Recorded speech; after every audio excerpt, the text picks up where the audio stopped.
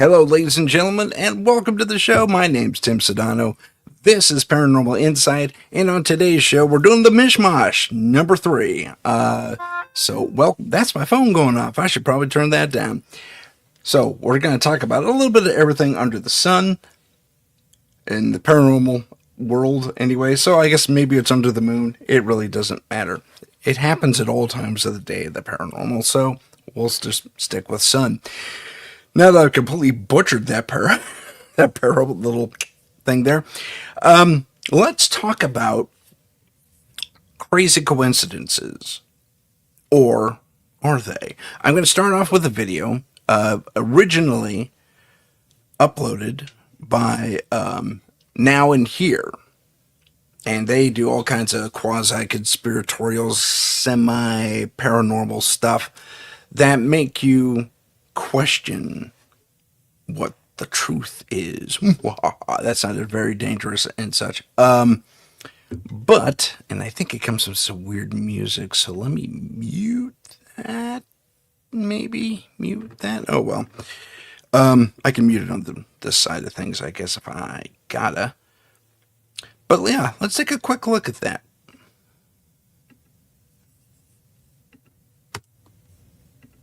Whoops. Okay, here we go. I hope it's going. Is it going? Should be going. Why is it not going? It should be going. Why isn't it going?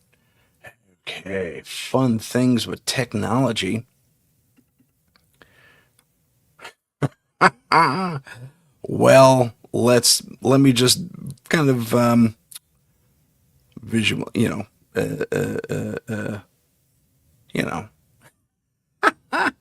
I'm sorry, I'm trying to do two things at once and it's not really working that well. So basically what you saw there was a stone face in Guatemala. It's covered by vines, obviously quite forgotten, but it looks suspiciously like the Egyptian Sphinx. And there's an example of it down in the lower picture there. So as we there we go. Maybe it'll work now. It will work now. So let's try it again. I guess I got to be in a weird format for that to work, which is bizarre. But here we go. Here we go. Oh, it dropped. Oh, crazy. And I'm back. Small, but there I am. Okay, so while I get this back up, basically it's a comparison of the strange things across the globe. We have Guatemala and Egypt. Desperately apart. I mean, literally, or almost quite literally, almost opposite sides of the world. Roughly the same lateral, roughly, I think, if I'm not mistaken, but Guatemala, yeah, give or take. And they are showing similar things. So let me get this back up. You're going to have to forgive me. Well, yeah, get things squared away here. This is as big as I can get it, and there may be music with it, but it's not mine. So here we are. We're looking at the Sphinx, or a Guatemalan version of it, potentially. It's gigantic compared to the other Sphinx, but look at the comparison. It's not far off, with pyramids in the near vicinity. Now, this camera operator points to a nearby mountain in the distance that looks surprisingly pyramidal. Surprisingly pyramidal. So what we've already discussed how at one point or another we were largely a well-oiled machine when Heidi's here. Hi Heidi, I just saw you popping in the chat. And good day to you too, ma'am. Miss. Lovely lady. I'll go with that one. So we've seen this already. We've seen that there are so many similarities between the pyramids and the statues, and granted, there were different interpretations of what was happening, but between the two different cultures, but they were springing up at roughly the same time. And if you delve into ancient astronaut theory, you can easily make a connection that says, oh, the aliens were flying around basically doing carbon copies of their culture across the globe. That is a simplified explanation and perhaps a far too easy explanation. It makes sense, but we're discovering more and more about our past because erosion is actually revealing our human past.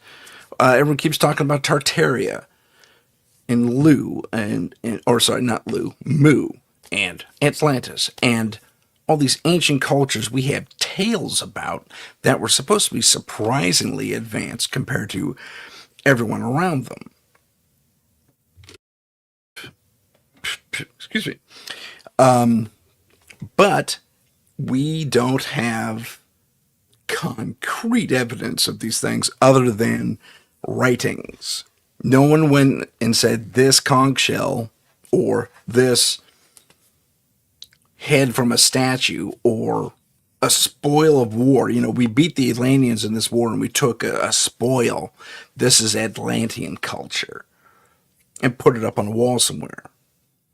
That survived to this day, at least not to this day. And apparently the Atlanteans, and I keep going to them because they're the one most prevalently mentioned, are the ones that our ancients, specifically the Greeks, I'm referring to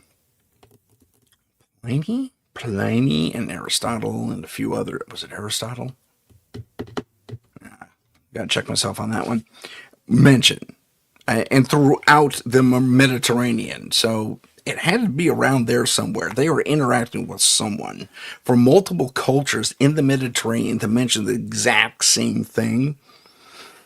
I don't call that coincidence. I call that, an arrow, pointing towards something. And we, even today, think we may have found a version of that. Why isn't this clicking? There we go. Did that part. Sorry. I have fun with my program again. There we go. Nope. Okay. So when it comes to Egypt specifically, here's what we more or less know, and there are variations on this as well. Nope, that's not it. This thing just took a poop on me again. So I stopped the sharing and I reinvigorated the sharing. There we go. Okay, sharing that. There we go. So they had these big cement blocks, tons and tons, and they weren't necessarily that big. Sometimes they were, sometimes they were bigger. This is the AI drawing up roughly what I wanted it to do. And we have these people building these monuments. And as they did, they went through, it's documented, they went through planning stages. I don't know that they already had one built or anything like they show here. But again, this is AI.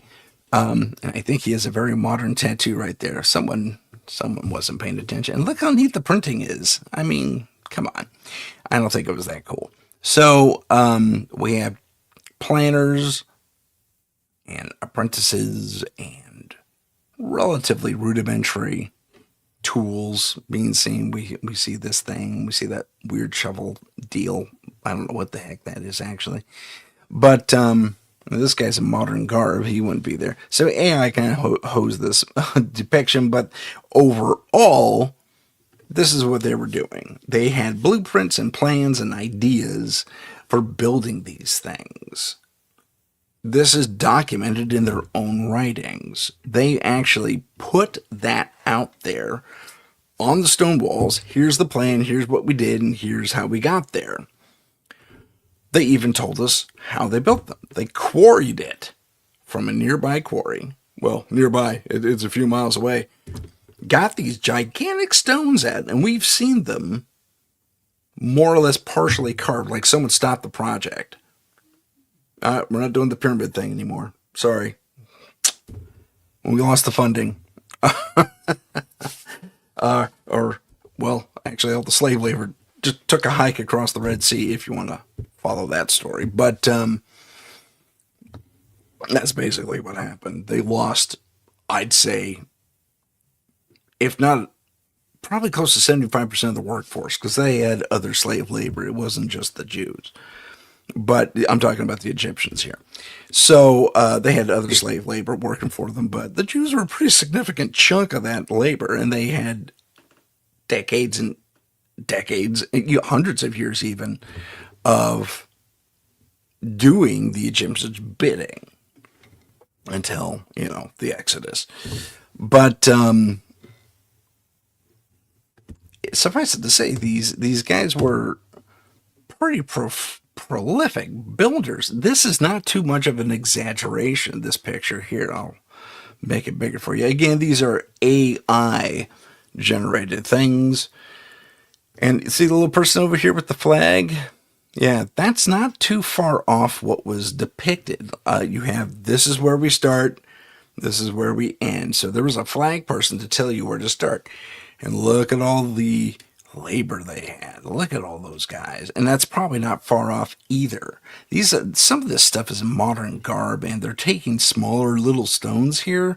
But as you can see, they have large pallets of bricks, these huge stones that are carved, and they were way more, dare I say, perfect than that. Because look at these guys here and here compared to what they're showing here. And they came pretty close here. So I don't know what AI was getting after there.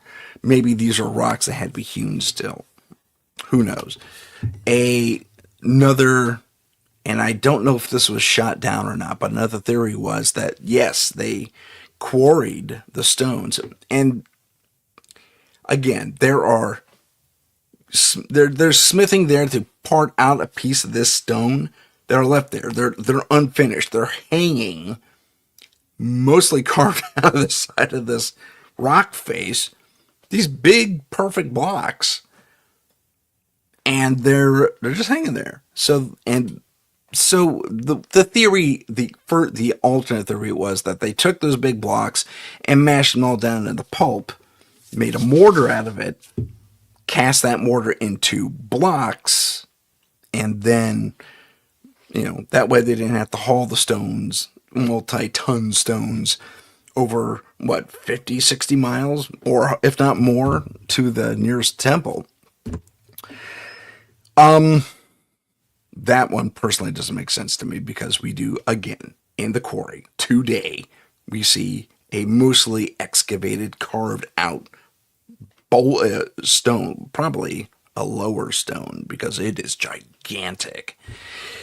And yeah, so I think they took these big rocks out, and the carvings, the writings of how they built them actually show they used wet sand and a lot of pulling to actually move these blocks across the sand. That doesn't sound like, everyone says, no, they used conduction, they used other different things. Yes and no. They actually did a comparison. They actually cut out a block of, I don't think they used the original stone, but I think it was something similar, and they did a test in the desert. And there's a person, in the carvings, there's a person with a pouring a thing. They like their side profiles in Egypt. And it's pouring water or some liquid or another, perhaps an oil-water mixture, in front of the blocks. And there's someone spreading it out, and they're dragging the blocks along. And apparently it was easy to do on wet sand because basically it turns it into a ramp-ish kind of thing. And you've gone up and down dunes and stuff. That's going to make things way easier if you wet the sand. So they think wetting the sand or oiling the sand or some sort of oil-water combo is how they actually move these big things without destroying their labor force or the product itself. So, I mean, and if you're going to talk conventional means, something that mankind can do back then that we know of, that makes sense to a degree. However, there are many, many questions, and thank you for those who are watching. If you want to join us in the chat, please feel free. If you've got something to say on the subject, this is an open mic day. Okay, if you want to say something on the subject, you hop in the chat. You hop on with me. I'll give you the link, and you say, "I got something to say." We'll get you on the show. We'll do a quick little interview with you. Just make sure you want to actually say stuff about this stuff. I'm not going to tolerate tomfoolery. Just so you know. Okay, so as we look at this stuff and we say, "Oh, the comparisons are well," this is exactly what they did in South America, where we saw the Guatemala guys. Comparison. This is what got us started. I will go back for your convenience. So this is the image that basically got us started on this conversation. Sphinx, matching, pyramids in the background. But it helps if you hit the right thing, Tim. And then we got here. So they have the exact same architecture style between, well, not the exact same. There were flourishes and differences and what have you. But they had the same basic setup. They had rock they wanted to use in a quarry hundreds of miles away. They had the truck over all this land, and they may have done it with logs, but they also used the oil water method. And this is also written in both cultures, which is fantastic. I mean, the same building material, the same building methodology. Well, I'm sorry, not the same building material. They had different building material, but still. And let's not forget, and I don't have a picture of it, but let's not forget that I think it's Teotihuacan. Oh, I could be wrong about that. Starts with an H, maybe. Hey, Heidi, if you know, let me know. I'm talking about those H-shaped things that are in either Central or South America. Laser precision carved things. Starts with an H, something stones. Some of them are knocked over. Anyway, and they fit together like laser precision. How the heck do they do that? Well, now we're exploring alternate methodologies beyond the ability of mankind at the time. In fact, if you look at both Egypt and South America, you will find that the bulk of the really fancy, from the Great Pyramids to, I can. Oh, okay, good. I guess she'll research that to one degree or another for me. Thanks, Heidi. If you can't do it, don't worry about it. There was, so they all, my point I was getting to, that in both cultures, they built on top of or mimicked or tried to mimic older stuff, like the Sphinx, like the pyramids. So, that's interesting. I think maybe that's where Teotihuacan comes in, because they looked at Teotihuacan and they said, "Oh yeah, look at look how grand they were. They were able to fit these stones that weighed hundreds and hundreds and tons together. Underneath them, though, were megalithic stones that were from a completely different place. So the original base stones on which they built these things apparently were built on top of the ruins of an even older culture. And now we're going back into the first civilizations, if you will, here on Earth. Tartaria, Atlantis, yada, yada, yada. So there were phases of development of mankind. And I'm thinking it was the various ice ages that came in and kicked our butts back to the Stone Age repeatedly. Some of our stuff survived. Some of those people survived. Otherwise, there wouldn't be that much of a, but I think, especially in the case of Atlantis, if we're going to accept Atlantis, or even Tartaria or any of the others for that matter, that they isolated themselves rather specifically for the reason that they didn't want to interact with this up and coming human civilization because they were so far beyond them. Not too far beyond them. I mean, I don't honestly think they had flying cars and what have you back then in these first step, these first civilizations, if indeed they were the first civilizations. But they had reportedly, surprisingly impressive and complex architecture that was very similar to what we had in, say, the Roman days, the Greek days.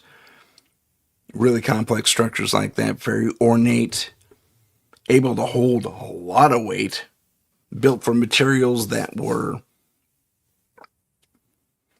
hewn to such a level of precision that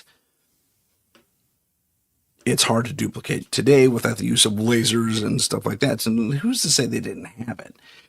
Here's what I'm talking about when I talk about that, because in our ancient Egyptian exploration here, as I said before, I don't know what AI was thinking here. They tried, though. I'll give them that one. So here's stones being carried, smaller stones being carried by this weight thing. And you'll notice AI included a water siphon. There's water spilling out there. Isn't that interesting? Perhaps the AI latched onto something me and others are unaware of. Or perhaps it read the same story I did. But I found that very interesting that AI actually went there. I'll give you a larger look at that image rather. So see, there's water coming out of there. Or the car just taking a wee. I don't know. I'm going to say it's water. Meant to help ease this carriage device forward if we're going to assign that much, intellect to the AI artistry. But, okay. So here's a modern look at things. So as we delve, sorry, I'm kind of jumping around here a little bit. Welcome to Mish Mosh. Let's go back to this guy. So we have this. They're mimicking. Are they getting it right? Pretty close. But if you look at the step pyramids next to the Great Pyramids, the construction effort is relatively the same, except when you get to the skin of the pyramid. That is where that laser precision really comes in. But not just there, because if you go into, and that's why I came here, go into the inner chambers of some of these large, especially the Great Pyramid, the big one, where there is but one sarcophagus. That's not really a sarcophagus. And it's absent of any writing, as this image shows. I'll blow that up for you.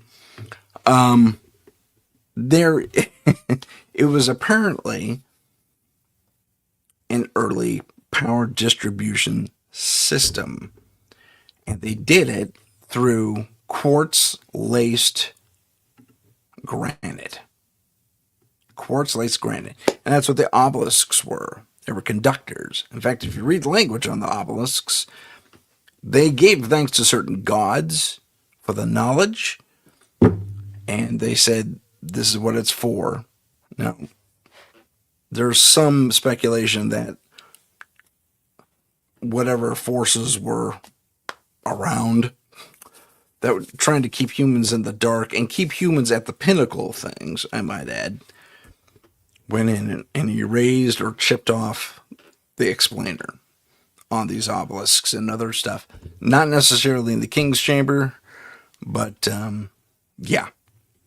So again, that's pure speculation. I have no, that's just an opinion that went out. And once again, thanks to those watching. If you got something to say, hop on in the chat. You can go get there via our either of our YouTube channels, Paranormal _Insight. In fact, I'll make a banner for that. Okay. So you can go to www.youtube.com/ at paranormal underscore insight. If I could spell it correctly, that'd be super nice. Insight/streams. And you should be able to get to, it's in the live tab. It's on right now. So you can go there, hop into our chat, and say, hey, I got something to say about your crazy Egyptian / Mesopotamian thing. Or you can agree or disagree. Just bring it up for debate. This is how you get there. And I am going to do that now. And there it is on the bottom. I should scroll it, but I'm not going to. So go there, hop in the thing. If you want to, either challenge or agree or debate or talk further about a certain aspect of what we're talking about today, please feel free. It's I'd welcome it, and I'll give you the link.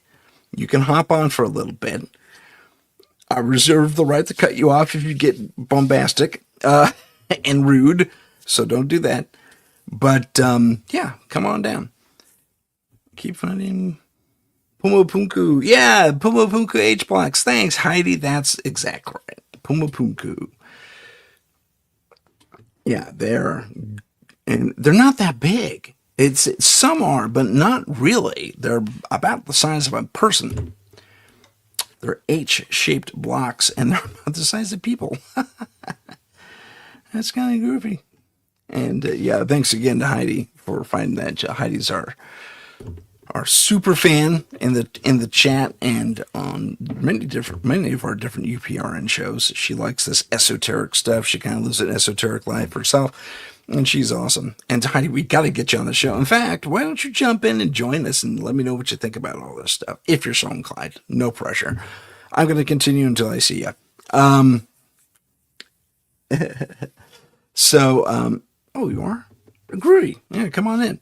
That'd be awesome. What was I going to say? So, okay, so we have this chamber that is laser precise. You can't even fit a piece of paper between these blocks. The squared off areas. Oh, okay, you're getting ready for a doctor's appointment. No worries, Heidi. That's fine. No pressure.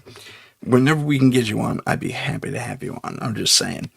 So, yeah, inner bits of the Great Pyramid are cut laser precise, and they're blackened, scored. We don't know with what. Probably something really hot. And then, there's those big, long coils that are underneath the pyramid that run down approximately a mile. A mile. So I find it hard to believe that we would have, even with these first civilizations, maybe, but there is a level of engineering and technology. And again, the first civilizations, Tartaria, Atlantis, were reportedly, I'm going to put that word out there, underline it, bold, italicize that word. Reportedly, if you prefer, were advanced enough to pull this off because they were basically at 19th, 20th century level when they went for whatever reason, which is fascinating. Part of my drink. And we have similar precision in Mesopotamia. Not Mesopotamia. I used the wrong word before. I just realized it. In the South African region. Mesoamerican is what I was going for. So, apologies for the confusion on that. Heidi, hey, anytime you want to come on, you got my email, you say, Tim, I got something to say, or whatever, or you want to be on, or you want to visit for a minute, come on down, Heidi. You're totally welcome. But let us move on. So we have this, and then we go. Again, we're back at this. Now, I want to say something about the Sphinx, and that is this. They expect, man, I can't use words today. They're just groovy, Heidi. I'd love to see you here when you can get on. But I was going to say, they think that the lion portion, the lower body of the Sphinx here, I don't know why that temple circle is not there in real life. But again, AI just went, hey, I think I'll follow through. AI, I love it. Anyway, that the lion idea here was big pardon, an intact, sorry, when I talk too much, I yawn. I got to get a reduction in my time. I need to go to 1 hour, I think. But not till New Year. How about that? Actually, that's something to talk to Michelle about. Excuse me. So they think the Sphinx originally had a lion's head on it. Now, before we go to the lion's head, let's talk about alternate conveyances. Here we have like the exact same idea. It still has water coming out the side to move it along, but this is being conducted by some sort of anti-gravity field. It took me forever to tell AI what I wanted to do with this photo, because they kept putting UFOs in the background and Star Trek looking character aliens. It was freaking bizarre. I said, no, just levitate the stupid thing, and they finally did it. So that there was an alternate conveyance. Why do some people say that? Because they say if they had the Baghdad battery.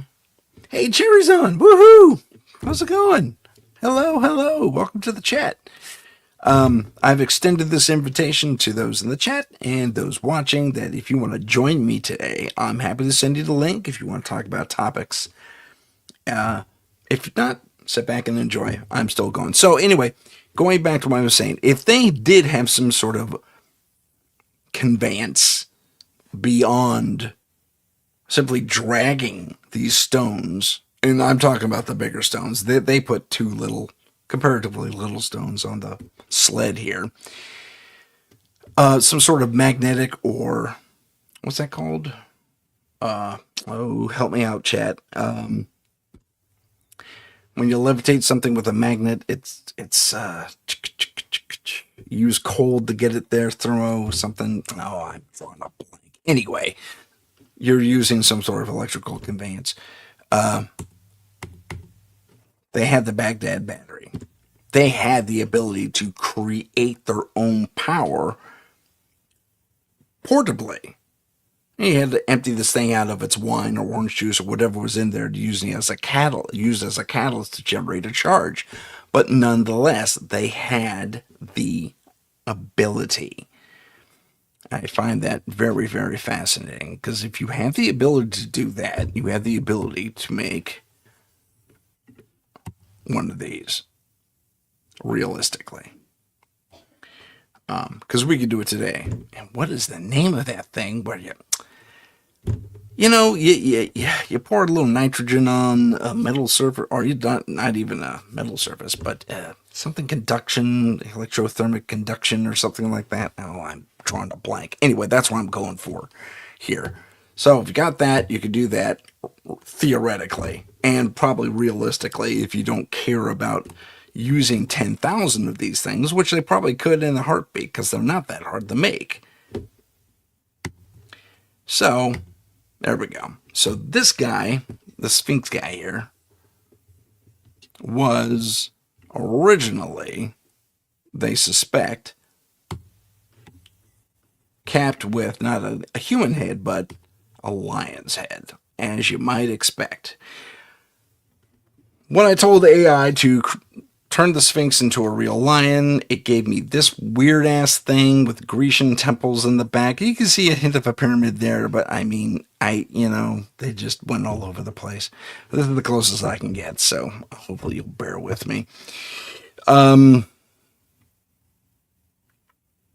So it was really a lion. Now, it was really a lion way before Egypt was even a place, man. It's like they took over. I call you Cherry Sherry? I meant Sherry. I'm so sorry. Anyway, I'm very happy to have you here. Again, for those of you who are watching, if you want to join, it's open mic day, and I'll give you a link. You can pop on with me if you have the ability to do so. If you got a camera and a laptop, relatively stable connection, you can say hey and ask a question, make a comment. That's what today is all about. Not just me prattling on about my theories. But again, it was a lion, and it was a lion a very, very, very, very long time before the Egyptian Empire even really came into being. It was there already. And that is evidenced by these waterline marks, all the striation by sand and water, by wind and water. Crazy stuff. That's all I have to say about that. That's a blank page. Okay. I don't know why that's a blank page. Let me get out of it real quick because I don't know what's happening there. Oh, okay, right. I know what that is. Okay. So let's go to me real quick. But given these parallels, given the fact that they had these cultures, it doesn't surprise me that we are seeing similarities across the globe. And it's not just Mesoamerica and Egypt, ancient Egypt. I think Indonesia has something very similar. I think pretty much anything along that weird parallel where Egypt is, pretty close to the equator. They like it there. Whoever these people were that were spreading this technology. Now, this also brings into mind, as I point to myself, the story of Australia and its visit by ancient Egypt, which is pretty cool. Now, recently, people have said, nope, that entire idea and story is a hoax. Because they mention people from all over Egyptian history that would never have met each other. It's a very good hoax because they got the language right. Very good hoax. But Ramses II never met Ptolemy I, for example. At least I don't think so. That's a weird example, and I'm not even sure I'm correct in my timeline. But suffice it to say that, if it is a hoax, it's a really good hoax because it took someone going tink, tink, tink, or maybe they had a rotor on a battery, who knows. But they etched out some very convincing hieroglyphics that actually were in the correct order. It's just they made mention of the wrong things, which I find very interesting. But the long and the short of the hoaxed story was that at one point, Egypt makes it to Australia. And it's a prince that leads the charge, so to speak, the exploration charge. And they find that what we know today all too well is that Australia is home to 90% of the world's most poisonous animals and insects and arachnids and, pretty much everything's looking to kill you with a bite, pretty much. Lots of poisonous things there. And he gets bit by a hunter spider, apparently, this prince, and they don't have, the local, the medicine people they bring with them don't have any clues. They make contact with the locals, the aborigines. They can't help him. They said, nope, he's a goner. Just say your prayers, do a ritual, get him out of there. And so in this hoax's narrative, they lay out the fact that, okay, well, he was bitten by a spider, he lasted 2 weeks, then he died. We took the body back with us. Makes sense, except, again, they mentioned people from disparate eras. I mean, they weren't even It was like by hundreds and hundreds of years they wouldn't have known each other unless those emperors and pharaohs and what have you were living hundreds and hundreds of years, which has been suspected, by the way, that they had a means by which to extend their life, which is interesting. And if you want to go into biblical study, Moses lived for like 500 years. One of the knights, Templar, who walked out of the desert after 250 years, didn't look a day over 50, or something like that. He died of extreme old age. That was from Indiana Jones, actually. They featured that story in that movie. And, but it was the method by which they survived that gave them longevity. And in fact, modern science is revealing that humans back then didn't eat 3 times a day because there weren't resources to eat 3 times a day. They ate maybe once a day, maybe. Definitely had water every day, but they didn't eat but once a day, maybe once every 3 days. And it wasn't for fasting's sake. It wasn't for their health like we do today.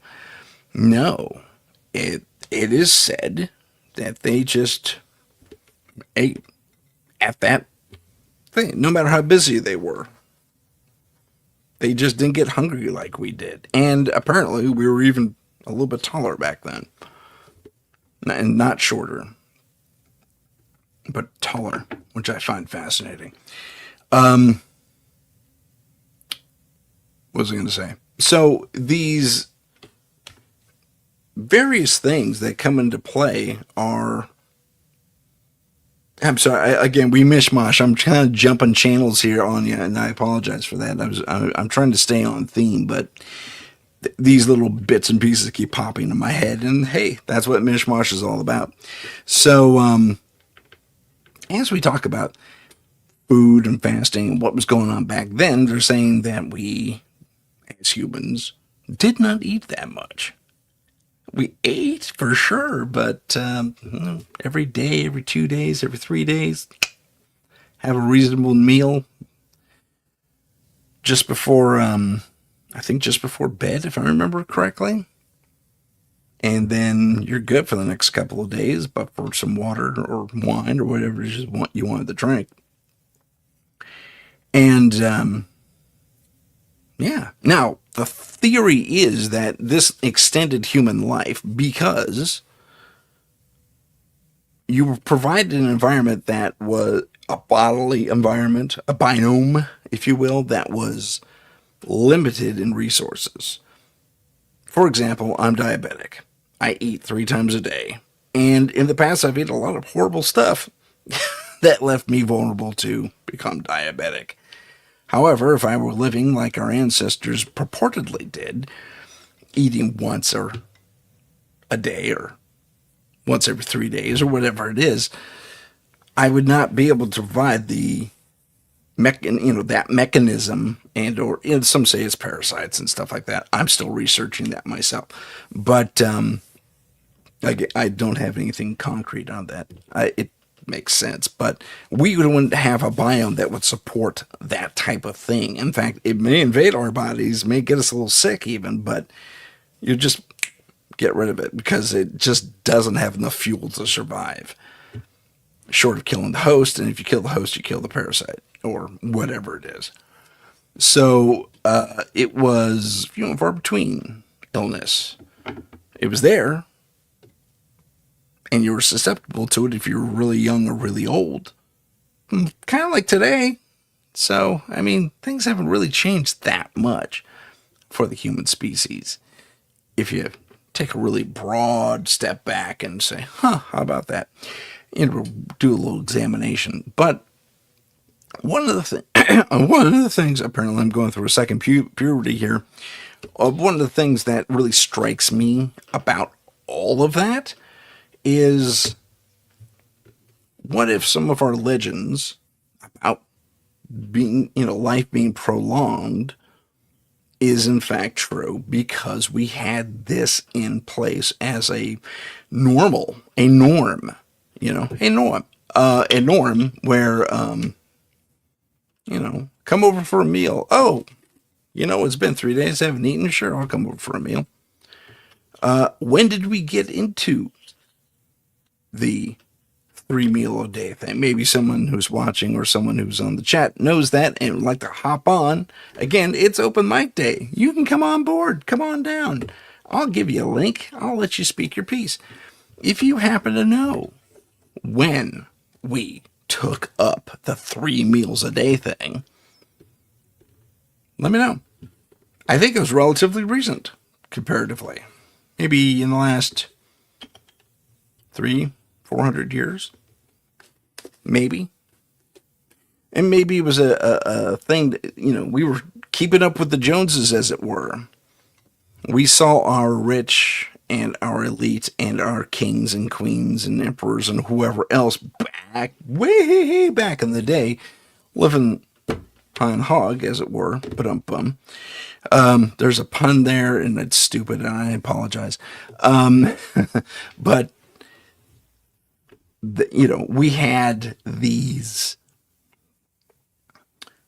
higher ups who were eating better, getting and living at a enhanced lifestyle. Really, they were living better than, say, the pig farmer, for example. And granted, he had all this meat around him, but he had to sell most of it, and he probably didn't eat a lot of pork.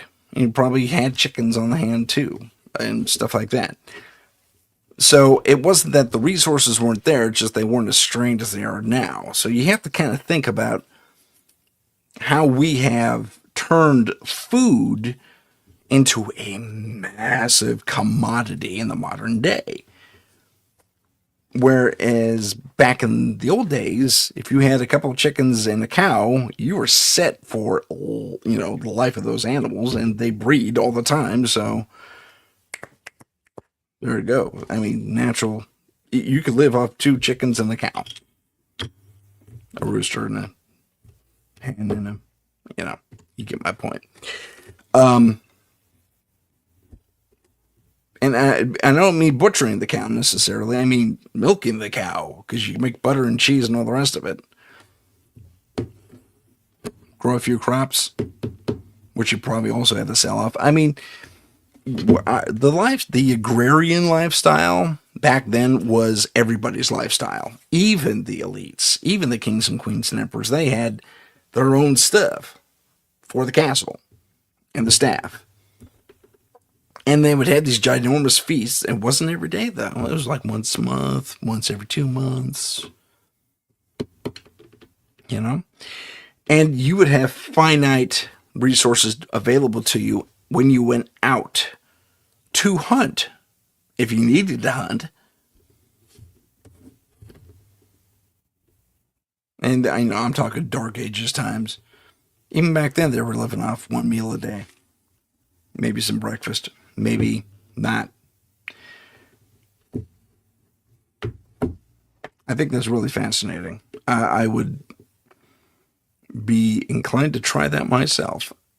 And they would call it fasting today. Oh, fasting, you gotta fast. Well, if you recall, if you dig into the internet about fasting, you're looking at it's not necessarily an Eastern or Eastern, I'll call it Eastern, idea. Now, they were doing that all over the place. Fasting, yeah, sure. For them, since they ate once or twice every couple of 3 days, fasting was like a week. And they did it for preventative purposes, not just peace of mind. Although there was that aspect to it in some of the more spiritual communities. And I'll say things like your Tibetan temples and Buddhist temples and stuff like that. But and that was certainly there. And even the early Catholics did stuff like that. The monks were fasting all the time, and they were eating the same thing, like once or twice every couple 3 days. So to truly fast was a 5 or 10 day fast. It's like, I'm gonna go without for a bit. Really kind of get in touch with my higher self and yada yada yada. So when did the 3 meal a day thing start? Some say it was a commercial idea introduced way early on. Not too early, but I know we were doing 3 meals a day during the American Civil War, and that was a global thing for the most part, in Western societies across the globe. Beg your pardon. But when did it come into play? Was it pre-revolutionary? And I have to go by the American calendar. I'm sorry, because I don't really have a good mind for other timelines and other cultures and other places in the world, really. So I have to liken it in the American calendar first, calendar of events first, and then I can expand out. That's a personal foible, but not foible, but deficiency, I guess is the word. So, Revolutionary War era in America. Yeah, hunt free food. I think they were doing something similar. I think they were doing twice a day, eating twice a day, maybe twice every. Mort says hello, Mort. Maybe a little more often, but the further you travel back, the less we were eating 3 meals a day. It was like I said. So that's, again, we're in the Mish Mosh, kids. This is how Mish Mosh works. It's Tim's stream of thought. I have a construct of things I want to talk about, but I am allowed to go off on these tangents, and I hope you enjoy the said tangents more. As I've explained to our audience and those watching it at home, not in the chat, I'm inviting you. This is open mic. If you got something to say about what I'm discussing or have discussed, and I laugh because I've been all over the map on today. I will be happy to send you a little invite, a little link to get on the show and talk with me about it if you're so inclined to come on the air with me. Yeah. So that I again extend that invitation not only to those in the chat, but those watching who want to get into the chat and make that request. Okay. We are looking at 53 minutes into the first hour, and I'm so fascinated by the food thing. When did that happen? Meals 3 times a day. We don't need it. Not really. I've already started to do a 12-hour fast every day. Now, that might sound like, Tim, that's nothing. Everyone does a 12-hour fast. Well, you do and you don't. If you have ice cream at night, like I used to all the time, you're not really fasting after dinner. So, okay, you finish your dinner, what? Average, it's about 6 or 7. You finish dinner. You have a little dessert around 8 or 9. And you go to sleep around 10, 11, midnight, something like that. Typically. I mean, especially if you got the 9 to 5 going for you. So, let's say you're in bed by midnight, asleep by midnight. You wake it up at 6 or 7. And so that's 6 hours of sleep. Not enough, by the way, according to some people.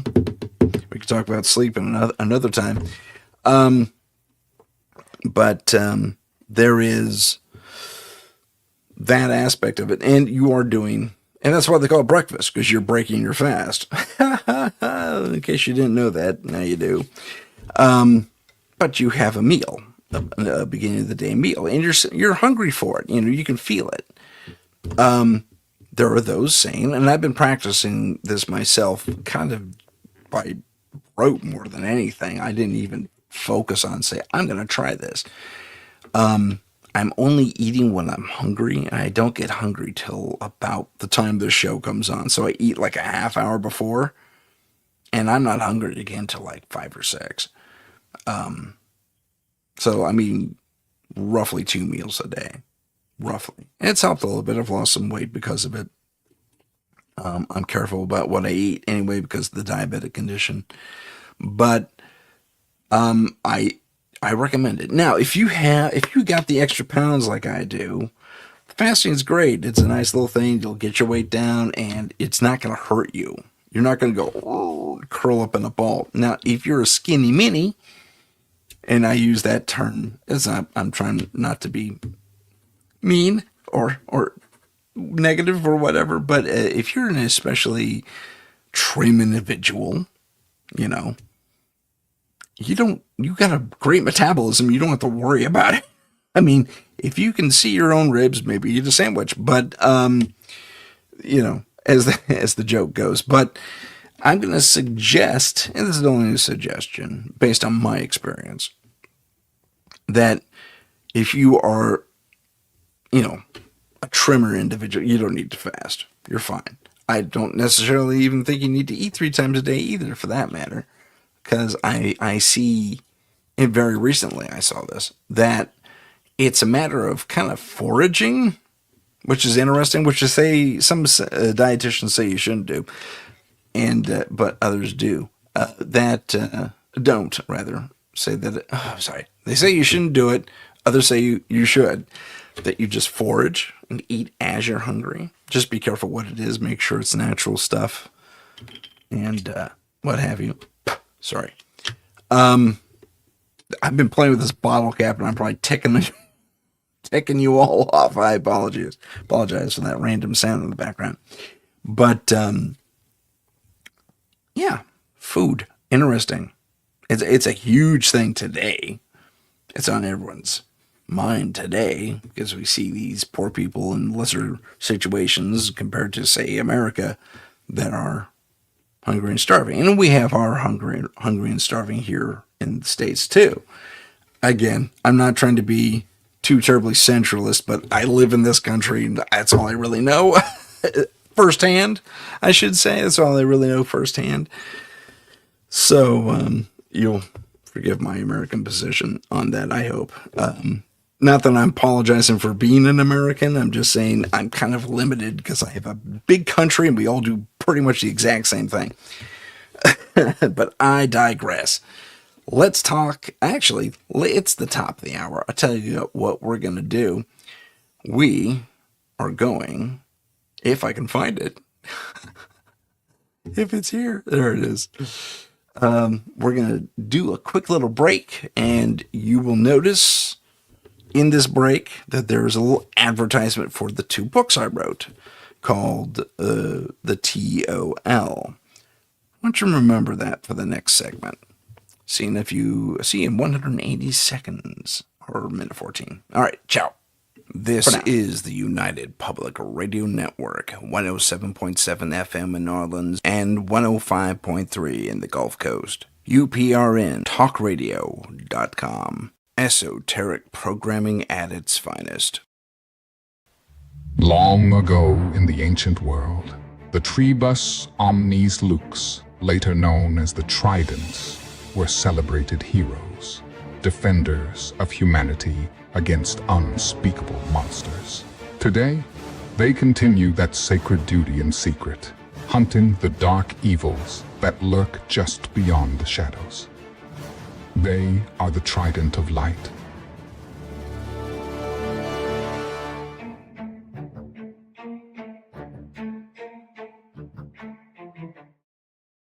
Follow us on Instagram at paranormal.insight. Stay informed on upcoming shows, ask questions, and see what chilling paranormal stories we're following. Don't forget to follow us on YouTube at paranormal_insight. Click the live tab to see our latest videos. Hello and welcome back.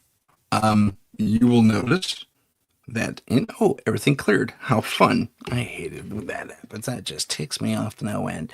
I was going to share something with you, and I'll share. Here it is. Okay, we're back to sharing. You saw the promo where we talked about that. You could, I don't know if you can hear it or not. There he is. Let me mute this. There we go. Nope. I said mute. There we go. So you saw the trailer for this. This is the TOL, the Trident of Light, the Tribus Omnis Lux, and there's our three good guys, our heroes. I wanted to share this with you because we are pushing to make a series, a film out of this. And when I say pushing, let me tell you, let me show you a little something. If it goes, there you go. Didn't go. Did it go? There we go. There's the two book covers. See if I can get this to just, slideshow only. Yeah, slide only. Okay. There we go. That's better. It didn't do it on this thing though. This thing. Okay. Well, lots of fun there. It's not showing up. So I gotta stop it and reintroduce it. But so I had these two books out, and there's a third one on the way. I have been, shall we say, distracted with other things, namely my filmmaking. I've had a bunch of projects happening. I have the Blaney Tucker's Ghost, which came out, which I wish I had the foresight to put a poster up of, but I don't have it. Maybe I could drop it in real quick. But anyway, so here are the two book covers for book 1 and 2. They are available. When you hunt for book 1, and that's the subtitle, TOL book 1, that's how you're going to find it. But you got to look for the second edition, because the first one won't come up. The first edition was poop, in my personal estimation. There's not that much of a difference in change, but I think the cover art's different, and this little blurb wasn't here. In the second book, we follow the same three heroes, which you saw featured in the other little thing here. If I can track it, if I can backtrack it. Let me see. Let me get to the thing. These guys. Now, these are AI generated characters, obviously. We just shot something where we bring these characters to life, or we're actually in the process of replacing these digital characters with the real ones, which I'm super excited by. I'm super excited by that. And yours truly is involved, as not only as the filmmaker and writer of the script, but as the one of the characters. And let me see if I can back it up for a second and pause it. Okay, so you see this bald guy right here? This fella? Yeah, that's who I'm playing. I'm actually in it. Yes, I am a classically trained actor who put himself in his own movie. Now, it wasn't because I'm vain, because I'm not. I don't think I am anyway. But I couldn't find anyone to fill the role. And since I kind of based him on me in the first place, at least the physical aspects of it, and I had the acting training to pull it off. It's not even that hard of a role to portray. So I played him. And there you have it. So there's the book covers again. Well, now let me show you what else we did. These are some behind the scenes shot of our second day of filming, which was fun. It was super fun. So if you can't see it too well, this lady right here and right here is the blonde lady in the I'll have to go back. Hold on. I should have brought up a comparison. So is the blonde lady here. So she's the trio. I'm the bald guy on the far side with the Hawaiian shirt. As we move forward here, whoops, this thing. No, come on. It's not cooperating. There we go. So, okay, so there's those two. Where's the other guy, you ask? Well, he's there. When I was putting together the slideshow, I hadn't gotten the photos back yet, and clipping from the the movie itself, I'm still in dailies. It's a part of the editing process. So I didn't really have an opportunity to insert him into these behind the scenes things. And I'm sorry for that, Charleston. I'm terribly sorry. The actor's name is Charleston. But there's so we also have here, and you can't see Tiff too well, but I'm going to point him out here on the thing. So that's Millie is this one. Tiffany is this cute thing here. And this adorable, lovely lady here is Serafina. Those are their characters' names. Millie, Tiffany, and Serafina. Now, Millie, this beautiful creature right here, is all three of them actually are witches in the story. And as you can see, they go through some painful things at one point or another, and they are playing their craft. And you see this cute, this beautiful redheaded woman here. It's a bad picture because she's out of focus there in that promo pic, but that's Gloria. The character's name is Gloria, and they're all members of the TOL. Well, this is the main team of monster hunters that go out, or part of it anyway. The witches here and Gloria. Well, Gloria is, gosh, without giving too much away, she's kind of a field liaison between headquarters and the teams around in the field, which we are. And our witches here are newly joined members. There was an alliance that was struck, and it's with them, the Trinity of Claresforth is what we call them. And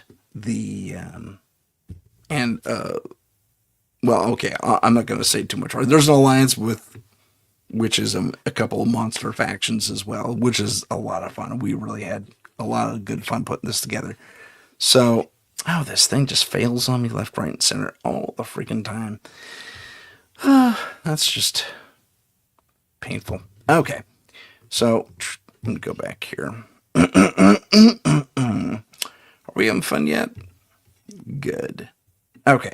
So, the story of the... Let me get here. So, the story of the TOL is basically that of a... There we go. This just don't recognize, man. It doesn't. Yeah, it's not playing right now. So, I'll stop the sharing. The story of the TOL is basically a story of what starts out as bitter enemies coming. I had a phone call. Sort of feels. Welcome back, Heidi. Heidi just let us know she got off a phone call. I hope everything's okay. You sound a little distressed there. What was I going to say? Okay, so TOL. TOL is basically the story of what at first starts out as bitter enemies. I mean, we have monster hunters out there, defeating evil, like the trailer tells you.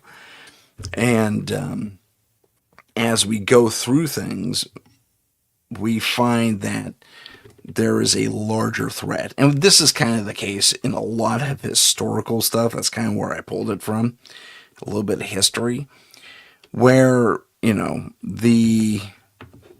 we see this in nature too. A good example are monkeys. Believe it or not, chimps specifically. So not monkeys, but chimps. Although I think all the ape families do it to one degree or another. So if you have chimp 1 and chimp 2, and maybe they get along, and maybe they don't, and then you introduce orangutan into the same environment, the two chimps are going to hug it out and stay close together. Now they have security. And now they have a common foe, for lack of a better term, a common enemy. And they either temporarily or permanently unite against that threat. Well, that's kind of how the TOL initially works. And it takes our lead guy, John Lantry, I'm so sorry, Charleston. I don't have pictures of you anywhere. And let's see if I can dig a couple of those up. Because, yeah, we should definitely have you up there. But anyway, not during the show, unfortunately. But check back. I'm going to be putting more stuff up about the film up on the Paranormal Insight thing, because the studio one I had set up was spoofed. Hate hackers sometimes. My password was not my password anymore, and it's a whole thing. And no one would help me over at the Meta place. So I had zero recourse, which is a shame, really. But anyway, so we're going to be promoting this initially through Paranormal Insight on Instagram. And if I have an opportunity to open up another account, yada, yada, yada, I will. We do have a website which is being constructed to support TOL. And then there's a trailer up there right now. So let me put that up in the banners. Whoops, banners, Tim, banners. Okay. That is, if you want to go there and learn a little more about it, you can. You're going to see the same trailer. And hey, I can't type. Make sure I said that correctly. Scruffy. Yep, I messed up. Okay, there it is. And that banner. Okay, so there it is. I think. Is it there? Oh no, show. There it is. So if you want to, nope, that's the YouTube one. I hide. I show. Okay. There it is. So if you want to go check out scruffytux.com, feel free. Learn a little bit more about the TOL. Just a little bit more, because it's just the trailer right now. Like I said, we're still building this right now. We just wrapped all the footage, all the shooting rather, this last weekend. So it's been between my behind the scenes photographers getting all that stuff to me, everyone else who took pictures getting stuff to me. So I'm still building the promotional reel, as it were, where we can show all this fun behind the scenes stuff. And we'll have another segment on this next time on Paranormal Insight, so you get to follow along. And I hope you'll forgive the self promotion, but we're getting a lot of interesting interest, because David over at Down the Rabbit Hole put together a little press package, and I wish I could show it here, but I didn't have the foresight to put it into the slideshow, because he put it together yesterday. I wish I thought about it, but I didn't. Regardless, he put together a little event, a little challenge, if you will. Let's read the TOL together and get it made into a movie. Well, I'm half a step ahead. You already shot a nice, we'll call it well, it is an episode. The idea is to make this into a television series, but we shot a kind of a concept piece for the show, and we have all the most of the characters in it, and the mythology, the mythology's there, and the main characters are there. So we're building it. It is being built. We're actually going to have something to show in the very near future, and that's going to be on a new distribution network. Again, I don't have a slide for it. Wow, I didn't think I'd get this deep into the whole thing, but sorry, I'm glitchy. I saw this real. Oh yeah, okay. Heidi likes it. Windy here, and I'm under an ancient electrical pine elemental, giving squirrels snacks. Okay. Heidi's having fun with our connection, apparently. I'm sorry, Heidi. I wish you had, like, whatever it is, 4G, whatever the non-dangerous one is. I think 5G is supposed to be dangerous. Don't quote me on that. I'm not positive. But anyway, hopefully we get the high-def stuff outside at one point or another. Maybe a little dish. Just aimed right at that area. Actually, no, don't do that. Well, let me talk a little bit more about this, if you'll indulge me, and then we'll move on to something else. Because I thought I could talk about TOL for an hour, and I totally can, but no one's asking me questions, so and I don't want to give too much away. But we did film something for this as a concept piece. Like I said before, there is another concept piece out there. It's on YouTube. If you look up Monster Hunters of the TOL, I can maybe I can banner that one too. I'm sharing TOR. Oh, it's TOL actually, not TOL, TOR. But cool. Yeah, please share away. That's awesome. And so we're starting our promotional campaign for this film, this venture, this idea to get the TOL out there. Book 3 is coming, with any luck, soon.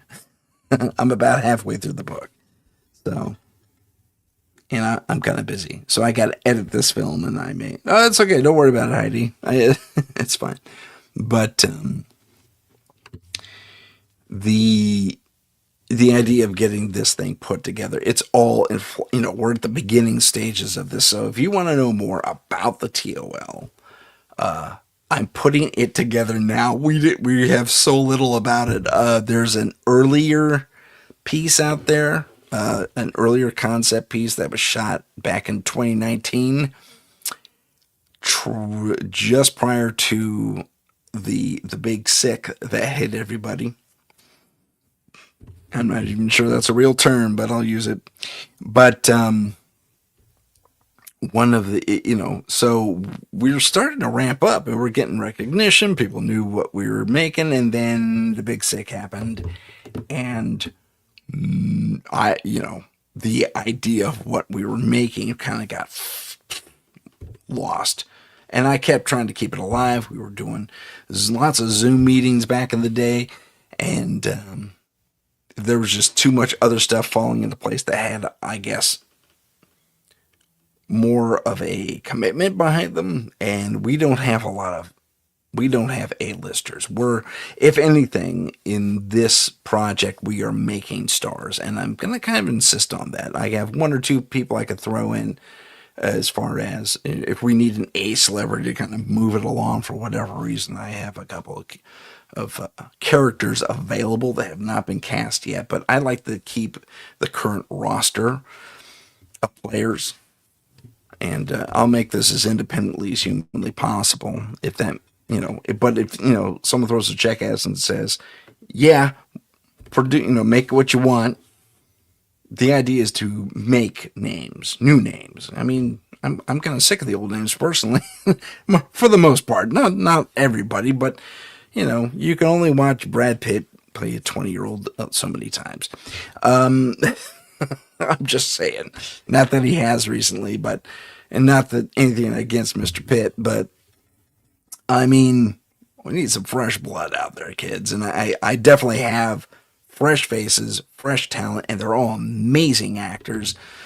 I come from an acting background, so I kind of know what I'm talking about. Kind of nothing. I know what I'm talking about.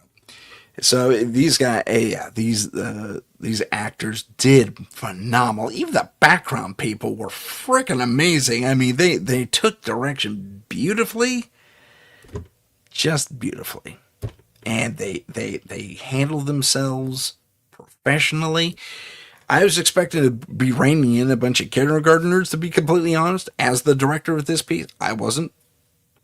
Not at all. I'm very proud of the way they behaved, and that they didn't take themselves too seriously, which is another reason I want to build these people up as future celebrities and stars and get them more work outside the TOL. Although, if I have my druthers and I get my dream and all that fun stuff, and I can provide you, all of you, a larger, something else to watch, I'm all for it. Absolutely. And I'd be more than happy to put that content out. In fact, if we get this done, and this is the only thing I'm known for, fantastic. I am done. I am pleased as punch. Plain and simple. So, yeah, the TOL has a lot to offer. What does it have to offer, you might ask? Well, since no one's asking me questions, I had to feed myself my own questions. Seriously, guys, come get some. I got 8 live views right now, plus the people in the chat, and no one's talking to me. You obviously have questions, but I'll ask the questions for you. That is okay. So if you look to book number 2 over here, and I have those killer titles, book 1, book 2. Whew, that was just a lot of thought. No, that was complete lack of imagination because I couldn't think of subtitles for these things. So there you go, a little inside thing that'll come up in a future Comic-Con thing one of these days, or film festival Q&A. Couldn't think of anything else. Book 1, book 2, that's all. But within each of these books, we probably have. I've seen to it that we have at least 16 episodes per book to cover the book. We can expand that because there's a ton of little stories in there that are really cool, in my personal estimation. And when I was writing this, I wanted to put something together that, one, I thought was cool, that I would want to watch myself, being a sci-fi and fantasy fan. And that's kind of who this is for. It's been compared to Supernatural. It's been compared to X-Files. It's been compared to Ash versus the Evil Dead to one degree or another, which I kind of get. And it also has a secret war, not to be confused with the whole Marvel thing, but it has that secret war element, like it's all happening behind people's backs. No one's really aware of what's going on, except maybe a couple governmental agencies. Maybe. I'm still toying with that idea. In the 3rd book, I actually got a sample chapter started on that idea, but I keep running all kinds of different things like, do we really want to go there? Because as cool as it might be, I got problems with it, only because there's just a ton of logistical stuff that you have to include in your story to make it look plausibly real. It's like, is this really happening to one degree or another? Are there really hunters out there taking out vampires, werewolves, zombies, necromancers, witches of the evil sort? Possibly.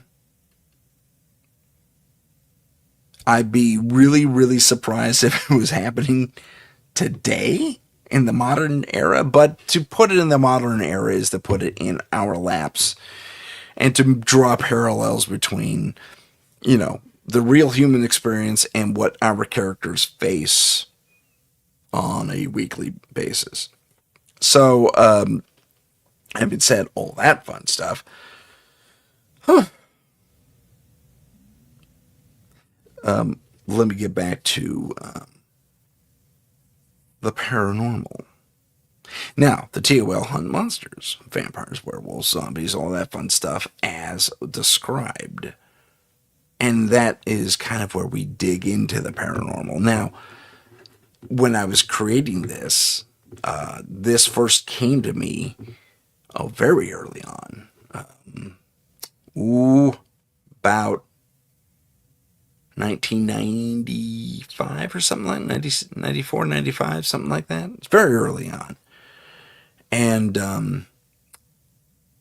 I put together some ideas of how I wanted to look and feel and all that fun stuff. And it took a while to really put that together. One of the main things that got me really kind of rolling on it and sticking to it, because I've been doing it since, like I said, 94, 95. I've been really kind of putting this idea together. And I tried some student versions of the episodes, and they did not pan out. They were so horrible. And never will they be seen again. But for my poor film teachers' memories, but and the students who had to endure it because they're all over the map. I digress. But that's how we learn, kids. We make mistakes and we learn the lessons they teach us. As TOL developed from the mid '90s to now to even the early aughts, it was a matter of really kind of making staking a claim that the TOL could be based on something. And that's kind of where the books come in, because I have the idea for the movie in my head first. That's kind of unusual. So the movie was in my head first. I wrote out a few scripts. I banked them off my film class. Bounced them. Ha! I said banked. I meant bounce them off my film class, fellow students, teachers, those I respected in the field who I had contact with, and said, okay, what do you think of the idea? Great idea. Lay it out on film and see how it works. So, like I said, a few student shorts later, I learned what did and did not work, that the story was complex enough that I couldn't tell it via green screen all the time because there's a lot of environmental interaction. But I digress. From that part anyway. So as we move forward and we get to closer to 2019, I come up with a script that features the beginnings of an idea. And the idea is that while we're dealing with these paranormal entities, which I'm drawing from personal experience and lore that I'm aware of, and all kinds of research, making sure that, one, if I'm borrowing from a foreign country, that I get the language right, like how they pronounce things. Two, that creature isn't some sort of, how do I put this, a holy relic, or seen as a force for good. Like I can make fun of it. I can shout obscenities at it in the book. Not that we do that really, but well, kind of. But and I'm not going to really offend anyone. So as long as it was universally bad, I guess is the word, we could attack that monster on multiple levels. In the books, especially in the first book, we face a lot of different creatures. As the reader, you're going to see, and I should also add, not only do we see vampires and werewolves and zombies, but we also see human monsters. Those who are touched by, not necessarily possessed, but they have a darkness to them that's just plain old wicked. And those are tough to write because I'm not really a wicked person myself, but I had to really kind of delve into research, do a little creativity here and there to really kind of bring some of these guys to a dark life, if you will. Which was, again, it was a little tough because I'm not a sadistic person, but some of these people had to exude a sadistic quality in order to get some of our supporting and even lead characters to where they are now. So, and there's some graphic stuff in there, especially in the first book. There was graphic stuff in both of them. I'm not afraid of gore. It's not gory. I wouldn't say it's Freddy Krueger style gory, modern or otherwise, but it's definitely has a gore factor to it. And some of you are going to go, "Ugh," but I mean, not really. I hope you don't anyway. But read the books for yourselves, find out. So there is a reading campaign to get these books really have a larger audience than it already does. So if you want to help support that endeavor, I would be more than grateful, because I think they deserve to be read and enjoyed, and hopefully they will be.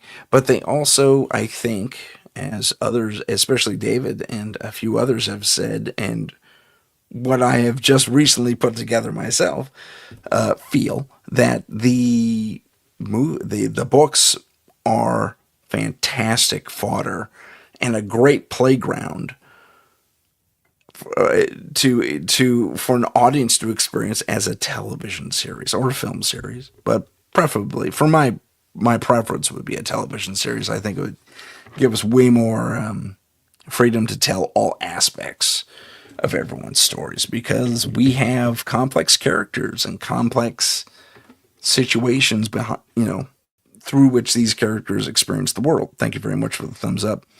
And we have a how do I put this? A linear a method. They go through a journey that obviously, of course, they don't go through a journey, Tim, like all characters do. But their hero's journey is not the typical hero's journey. Yes, they have their foibles and issues to overcome, but we see for the first time the other side of the so-called bad guys. I don't think everyone's really taken a look at the so-called bad guys before, really gone into their histories, why they are the way they are. I did, as an author. I gave these people, humanity.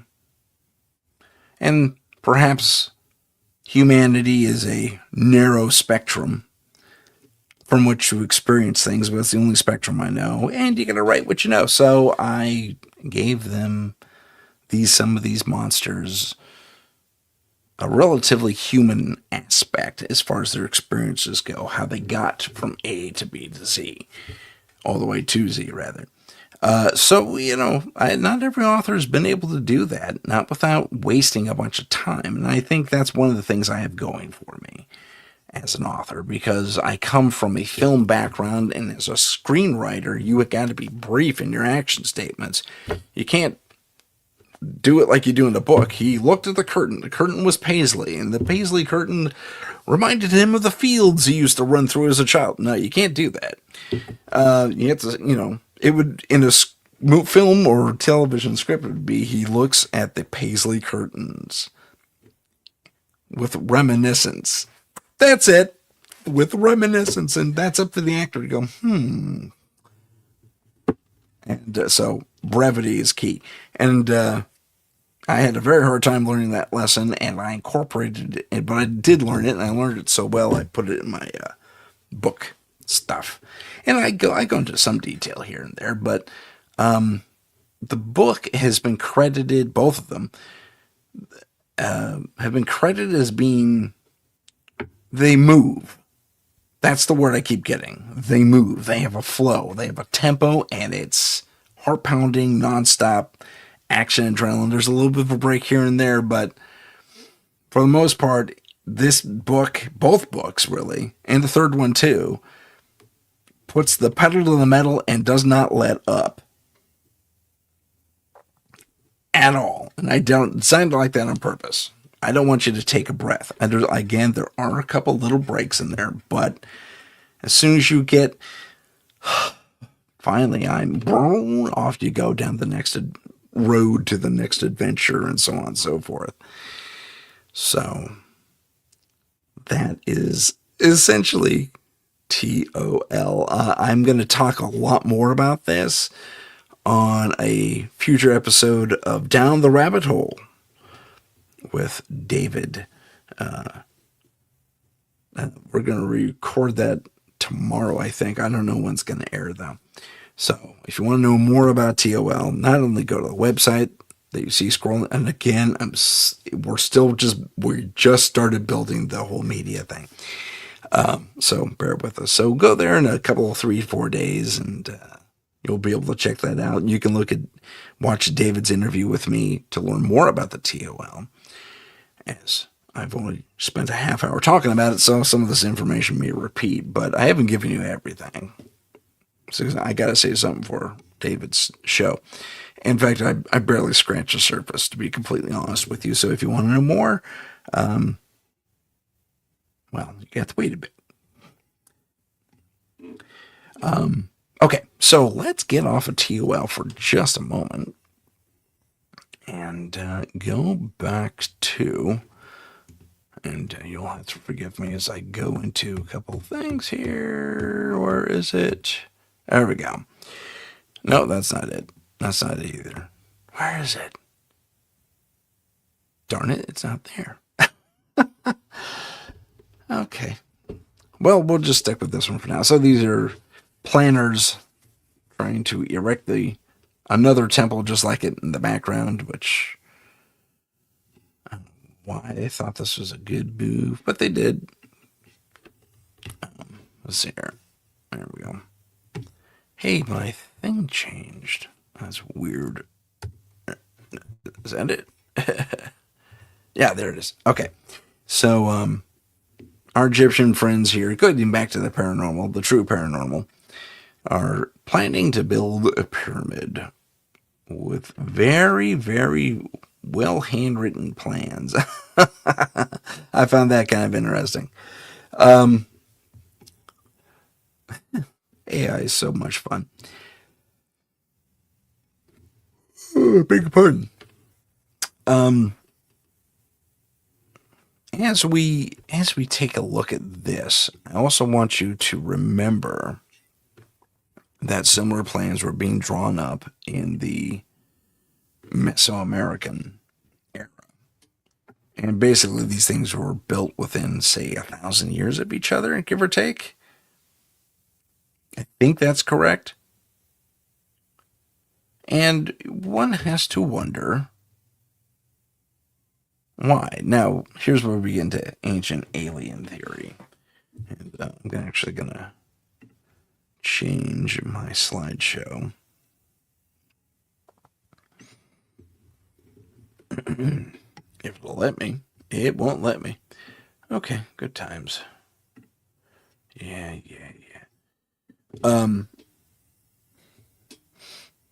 Okay, let's do that one. So, one of the things I have here, if it plays.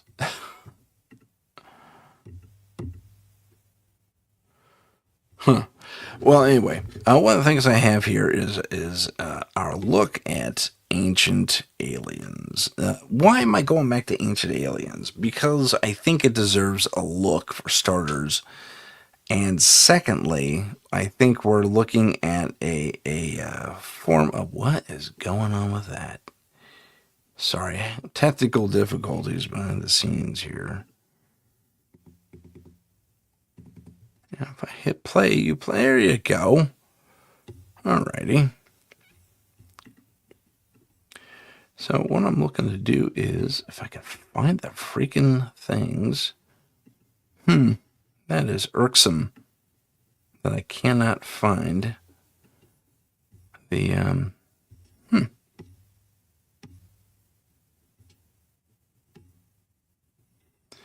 Alrighty. Well, let's just do that then. That is so funny.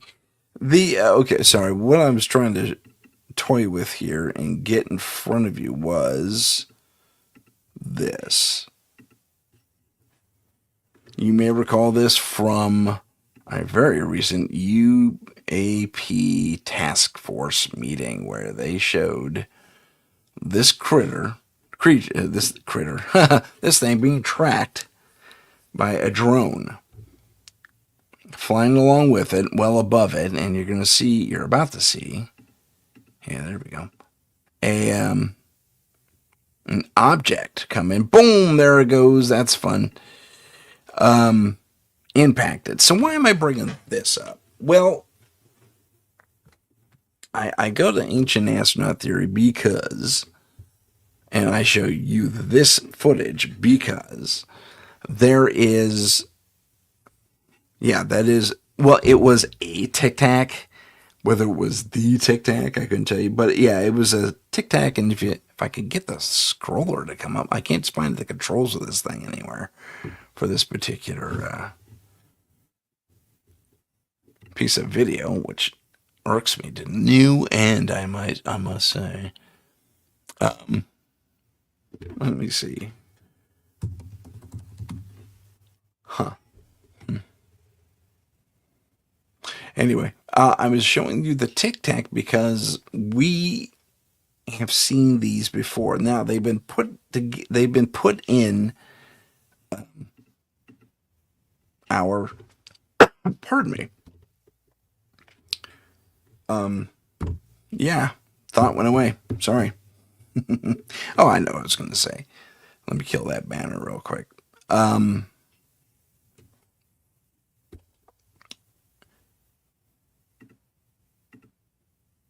I don't want to show it for just 10 seconds, though. Okay, well, hopefully it doesn't. It does. It counts. That's dumb. I don't know why that's happening either. Fun with technology. If you want to join us, hop in the chat, say hey, and again, open mic. Come on down and talk to me about what you want to talk to me about. There we go. I'll just do that. New timer. Timer disabled. Good. Save it. Ta-da. So I will show this. There we go. So if you want to join us, follow that link, hop in the chat, and we'll see about giving you a link to hop on and chat with me live. So, okay. So Tic Tac, Ancient Aliens, what's the connection? Well, we've been seeing these things throughout history. We have depictions of these things throughout human history. Why am I bringing this up in relationship to Mesoamerican and Egyptian cultures coming up side by side? Because we have seen these things, these objects, in the ancient culture as well. Both ancient cultures are replete with this stuff. There's an emperor in Mesoamerican stuff whose sarcophagus headstone, the capstone rather, shows him flying a ship. It's clearly a rocket ship. Clearly. Primitive notions of said ship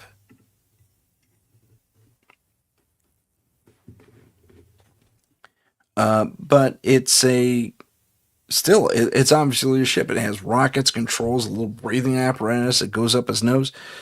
So, now I have to put a pause on that because I just got asked a question about the book, and I just saw what year is the book set in. The books are set in the present day. Just so you know. Thank you for that question regarding the books. I appreciate that. Yeah. But getting back to the whole Tic Tac thing / ancient alien thing. So, I kind of feel like the ancient astronaut theory is something of a, not entirely, but something of an excuse. I think it's only half the answer. That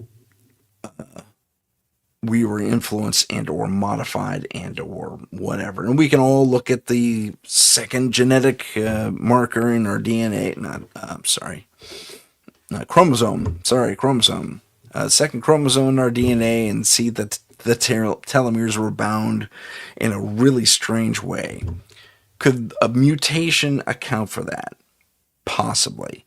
However, geneticists who examine this stuff say no. And that's kind of where ancient astronaut theory kind of begins, is with the modification of the human being and the use of spacecraft, including a Tic Tac. Like, that's why I showed the Tic Tac video.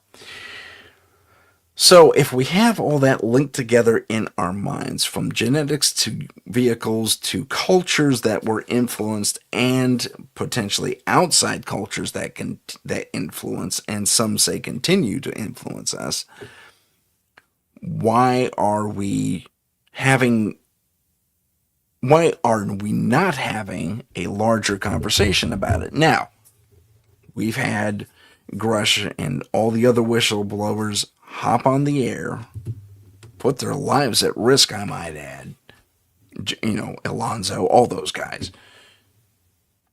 in a Senate meeting, telling their stories about how they have seen these vehicles, seen these extraterrestrial entities, both dead and alive. And we've heard across multiple countries from officials in very high positions from France, England, Canada, I just blanked on what the Dutch are called, Netherlands. But I mean, all over the Netherlands, really. But Germany, Chile, Brazil, Peru. I mean, the list goes on and on. We have all these countries talking about not only ancient vehicles or seeing similar vehicles in ancient times in their ancient cultures, but they're describing, one, very similar, if not identical vehicles. Two, they're describing very similar, if not identical entities, alien entities. And three, most of them, understandably, were referenced or revered as gods because they had such high technology compared to us. Now, if you look at the Sumerian drawings, and this is going back a number of thousands of years, and we've been having this whole ancient alien interaction thing, if you want to stick with that thing, with that premise, rather. If you want to stick with that premise that we've been manipulated throughout our ancient times, even into our modern times, by an alien force, an outside force, you're still seeing a lot of similarities between the past and the present. And big middle finger to the spam bot that just hit the chat. Sorry. So if you have all these things, and again, around the world, essentially, you're having this happen in ancient times and in modern times. I mean, what was it? The earliest shutdown was back in 95 was it an American nuclear facility, missile facility? 95, that's not that long ago. 20 years ago, if I did my math right. And I've heard rumor and report that it's still happening today. They're just not reporting it to the public. But something about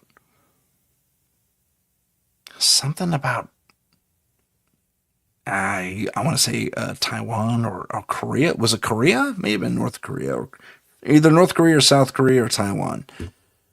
One of those three. Again, I'm not that politically savvy or strategically savvy. One of those three have have nuclear capabilities, or at least ballistic capabilities, long-range ballistic capabilities. And their craft came in, shut them down. And that was way more recently than 95. I want to say it was like last year before. So we're still being influenced and controlled to a degree, not probably as much as in the past, but someone or something is still coming in saying no, swatting the back of our hand, if you will, telling us bad simians or bad hominids or whatever we are. And it's something that always seems to happen throughout our history. Cultures rise up, they collapse for one reason or another. But many of them, especially in our ancient past, seem to have that outside influence from these ancient aliens. Now, to give you perspective on how advanced they are compared to us, and this is just, I'm drawing parallels between stories. That in one story, I think in either, I want to say China, there's the story of a dragon that came in breathing fire the whole time and landed on a platform that was built out in the middle of nowhere, but it was witnessed. They called it a dragon because there was all this fire coming out of it. Interesting, to say the least. Easy parallel to draw between the mythical creature and whatever this thing was, this craft, we'll call it. And another story, specifically the Sumerians, I believe, if not the Mesopotamians, which was a little bit later, in their tablets, they actually show what these ships look like. And the same thing with the Chinese story. It's actually written out and they actually drew a picture of it. But the Sumerian craft and the Chinese craft have similarities. What are they? Rockets. They had chemical burning accelerators, engines of some sort, not unlike our modern rockets today. And so if you're in something that is, we'll call it, again, it's the American perspective, but we'll call it the Apollo era type of more modern rocketry. Or even the upcoming Orion era technology. You're still dealing with a culture that some 5,000 to 6,000, or is it longer than that? More like 10 to 15,000 years ago had Apollo/Orion level rocketry capabilities. Okay, so that's how far advanced they are compared to us. They're about 15,000 years in advance of us. Assuming we're dealing with this exact same culture, alien culture. And it seems to be they had different names for them across the different cultures, but there's a lot of similarities and stuff too. So, and I kind of lost my train of thought. Welcome to Mish Mosh. Anyway, one of the things, what I'm trying to really kind of put out there is that if this guy, this Tic Tac guy, is something merely that is a little bit more advanced, and don't feed me Lockheed Martin prototype, because I do not believe that for a second. Trust me, I worked in that space for a few years, and they are nowhere near this. They're lucky they got to the F-47. Okay? They are nowhere near this at the private level. Or at, the defense level. Not really. And maybe they're 25 to 50 years ahead of the rest of the world, but that is not 50 years ahead. I call that easily a century or two ahead of us. So, I submit then, I guess, that the Tic Tac technology and similar craft that we've been seeing in more modern times have their cousins, if you will, in the past, as far as the larger human recollection of these craft and what have you, and the aliens controlling them, the entities, the biological entities controlling them, have they influenced us? I would say partially. Certainly gave rise to a lot of really interesting stories and recounts of various things across the globe, literally. But what does this do for us as humans? Because we look up and we see this stuff, and it's like, nowadays it seems, look at that. That's weird. Are we being invaded? Oh, look, something political has happened, or another war has started up here on Earth, or a disaster has struck one coast or another. And we go back to looking after ourselves. So it's bizarre to me that if the ancient aliens influence is still present, that we're not seeing more interaction like our ancient ancestors did. Probably. Is there a reason for that? I'd say probably. I think we take more pot shots at them, to be completely honest with you. I mean, it's an invasion of airspace, and sometimes we do something about it, other times we don't, because we can't. I mean, with the and here's kind of the proof that doing something doesn't really equal anything. This you see these 3 points here? That's after the missile that was fired at it by a drone, I might add. So one drone tracked it, lased it, painted the target, and another drone fired a rocket at it. Pretty heavy duty rocket too. The name of it escapes me, but it did not detonate. So it was rendered inert in flight, and then either parts of it or parts of this craft flaked off and didn't fall. Just tracked with this thing as it moves off screen.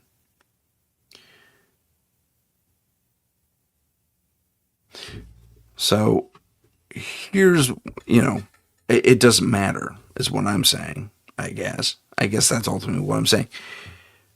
We do not have the ability to really inflict that much damage on these things, assuming they're not going way faster, as we've seen demonstrated in the past, than our vehicles and weapons can go. And they don't even do that much damage. Knock this thing a little silly for a little while, but the reality is, I don't know. We're not quite there yet, I guess, is the reality, to really do anything about it. So, gosh, I was kind of all over the place. This Mish Mosh was a really bad Mish Mosh, because I kind of tuned into half-spoken points, and I apologize, ladies and gentlemen. Usually a little more put together than that. Sorry, we got on TOL, and I just kind of keep thinking about, hey, I should have mentioned this. But anyway, I don't want to give too much away, because I have my interview with David tomorrow from Down the Rabbit Hole. So tune in to that when it airs. I don't know if it'll happen tomorrow. I don't think it's live. I think it's pre-recorded.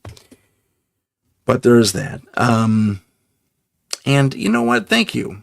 I got 5 of you out there watching me. 4 now.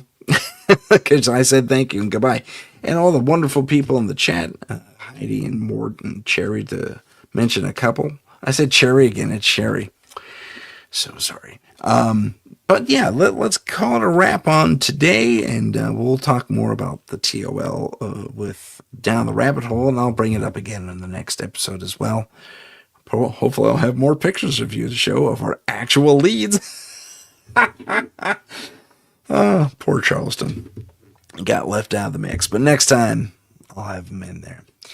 And I'm updating our promo stuff as we go. So hopefully by next week, I'll have a big, beautiful website for you to look at and all that fun stuff. Ladies and gentlemen, my name is Tim Sedano. This is Paranormal Insight. And next time, I'll let you know. We'll see you next time. Have a great rest of the week. And if I'm not live next week, which I think I will be, I wish you happy holidays, because I know there's a couple of early holidays coming up for some folks. But until next week, my name's Tim Sedano, Paranormal Insight. You have a great rest of the week. Bye-bye. If you have a paranormal experience that you would like to discuss on the show, please email us at paranormal.insight.podcast@gmail.com.